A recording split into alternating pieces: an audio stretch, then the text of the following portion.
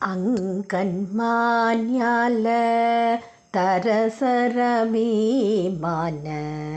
பங்கமாய் வந்து நின் பள்ளி கட்டீர்கீழே சங்கமிரு பார்போல் வந்து தலை பெய்தோம் கிங்கினிவாய் செய்த தாமரை போலே செங்கஞ்சிறு சிறிதே எம்மில் விழியாவோ திங்களும் மாதே தீயனும் எழுந்தாற்போல் அங்கனிரண்டு கொண்டே எங்கள் மேல் நோக்குதியேல் எங்கள் மேல் சாபம் இழிந்தேலோரெம்பவாய்.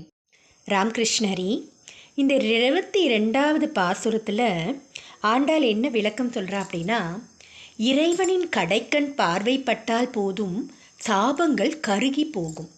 எப்படி அவனது பார்வையை நம்மீது திருப்புவது? மிக எளிதாக ஆண்டாள் பாடிய திருப்பாவையின் பாடல்களை மார்கழியில் மட்டுமல்ல எந்நாளும் பக்தியுடன் படித்தால் போதும். அதற்கு அவகாசம் இல்லையே, என்ன பண்ணுறது?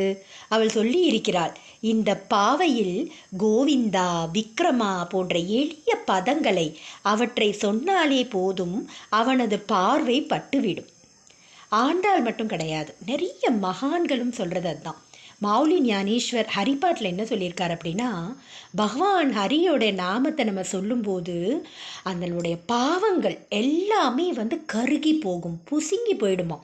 எப்போ புசுங்கி போகும்னாக்கா, அந்த க்ஷணத்தில் நம்ம பகவானுடைய நாமாவை சொல்கிற அந்த க்ஷணத்தில் மலை போல குவிஞ்சிருக்கிற நம்மளுடைய பாவங்கள் புசுங்கிடும் அப்படின்னு சொல்லி மகான்கள் எல்லாம் சொல்லியிருக்கா. இந்த பாசுரத்தில் ஆண்டாள் என்ன சொல்லியிருக்கா அப்படின்னா, கண்ணா, எங்களை விட உயர்ந்த வீரர்கள் இருக்கிறார்கள் என தங்களை பற்றி பெருமை அடித்து கொண்டவர்களும் இந்த பரந்த பூமியின் ஆட்சி செய்வதற்குமான அரசர்கள் மிகுந்த பணிவுடன் உன் பள்ளி கொண்டுள்ள கட்டிலை சுற்றிலும் சத்சங்கத்துக்கு வந்த பக்தர்கள் போல காத்து நிற்கிறார்கள். அவர்களைப் போல நாங்களும் உன் அருகில் நிற்கிறோம். எங்கள் மீது கிண்கிணி என ஒலிக்கும் சிறு மணியின் வாய் போலவும் தாமரை பூ மெதுவாக மலர்வது போலவும் உன் சிவந்த தாமரை கண்களை சிறுக சிறுக திறந்து விழிக்க மாட்டாயா?